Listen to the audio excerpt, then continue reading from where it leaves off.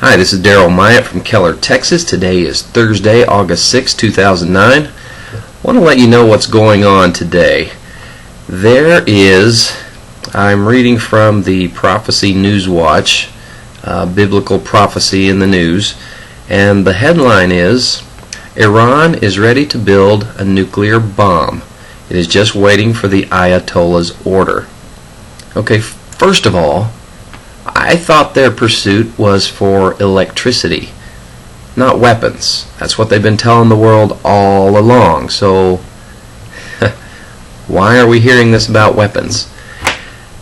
Okay, well, here we go. It says Iran has perfected the technology to create and detonate a nuclear warhead and is merely awaiting the word from its supreme leader, Ayatollah Ali Khamenei, to produce its first bomb. The sources said that Iran completed a research program to complete weaponized uranium in the summer of 2003, and that it could feasibly make a bomb within a year of an order from its supreme leader. A U.S. national intelligence estimate 2 years ago concluded that Iran had ended its nuclear arms research. Sources have told The Times that Tehran had halted program in 2003 because of the threat from the American invasion of Iraq. But intelligence, the research, because it had achieved its aim to find a way of detonating a warhead that could be launched on its long-range Shahab-3 missiles.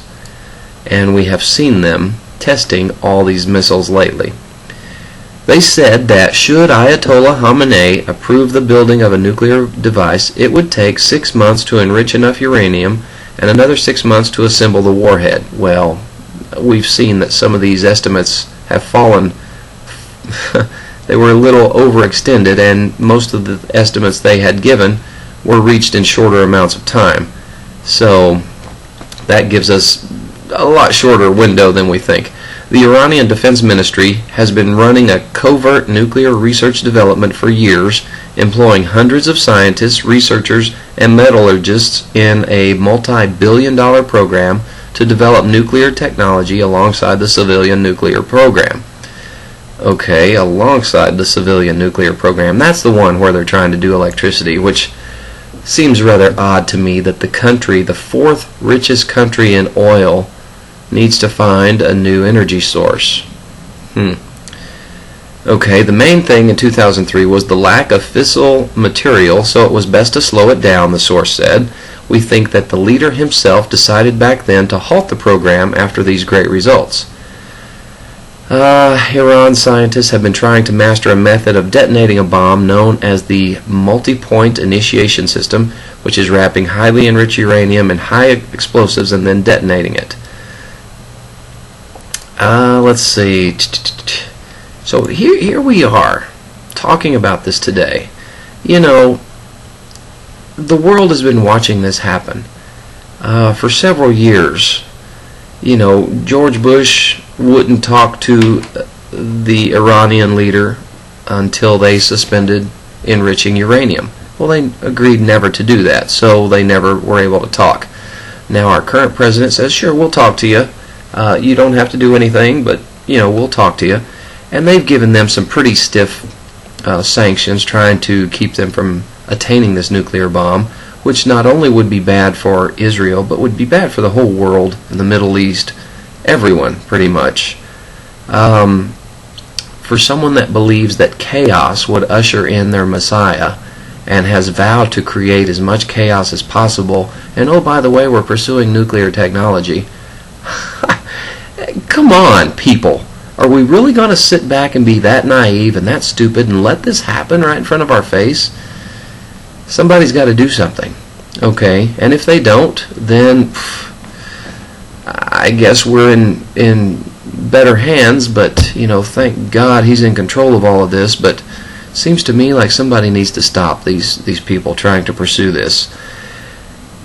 Okay, Washington has given Iran until next month to open talks on resolving their nuclear crisis, although hopes of any constructive engagement have dimmed since the regime's crackdown on pro-reformist protesters after their disputed presidential election.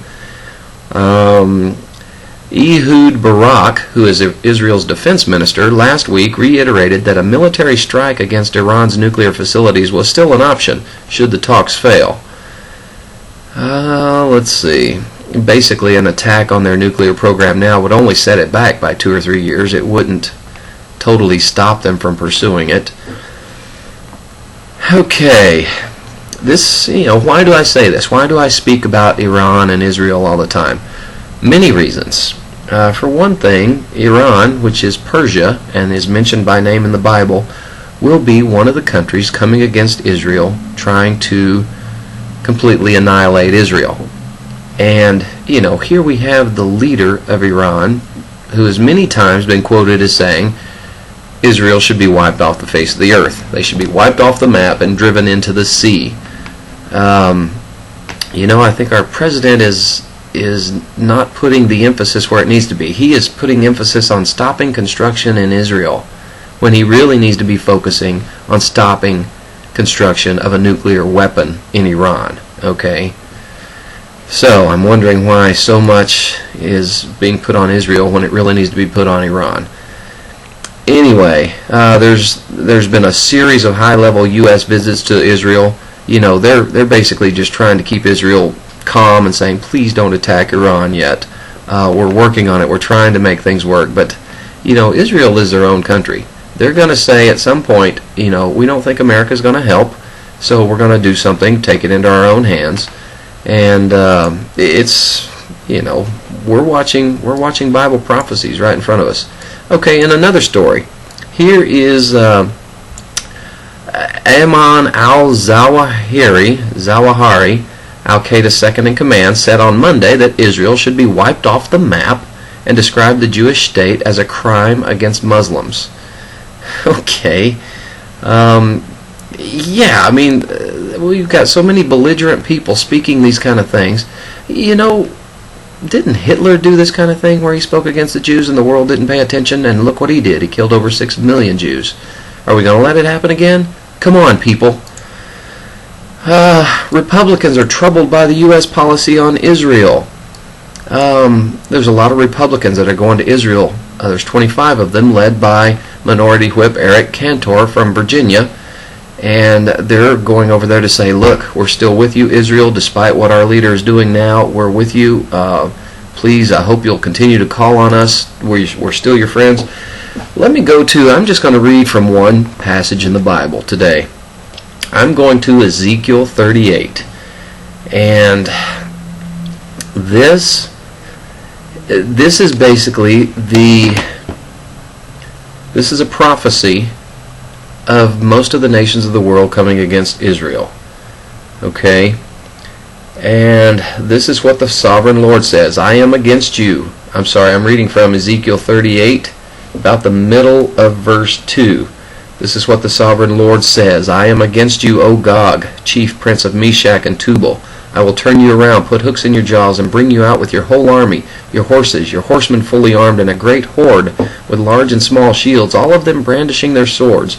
Persia, Cush, and Put will be with them, all with shields and helmets. Also Gomer with all its troops, and Beth Togarmah from the far north with all its troops. The many nations with you. Okay, granted, a lot of these countries' names have changed. Persia, though, is Iran. In fact, if you look on a globe, I've got one right in front of my desk here. It has Iran, and in parentheses right under it, it says Persia.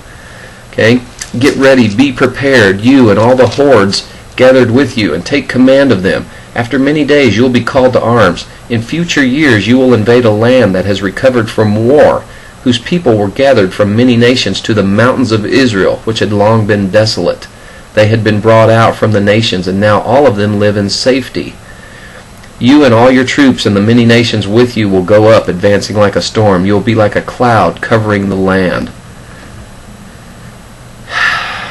I've spoken of this before, but it's very meaningful because we're seeing things like this coming together right in front of our very eyes, and most of the world doesn't even recognize it.